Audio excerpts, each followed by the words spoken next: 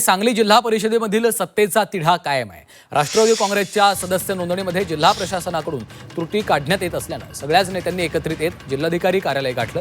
आम्ही सगळे मुरलेले पैलवान आहोत, 30 ते 40 वर्ष राजकारण केलेलं आहे, अशा शब्दात संजय काका पाटलांनी टीका केली आहे। जिल्हा परिषदेत कोणाला पाठिंबा द्यायचा हे लवकरच ठरवलं जाईल, पण जिल्हा परिषदेवर अध्यक्ष हा राष्ट्रवादीचा व्हावा असं संजय काका पाटील यांनी स्पष्ट केलं आहे।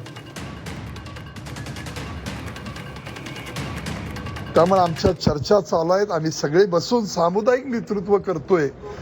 सामुदायिक नेतृत्वाने आम्ही तो निर्णय घेणार आहे आणि अशी कोणतीही परिस्थिती, भीती, दबाव किंवा कोणाला काहीतरी प्रेशराईज असं काही होणार नाही। सगळे मुरलेले पैलवान आहेत, गेले 30, 35, 40 वर्ष यांनी राजकारण केले।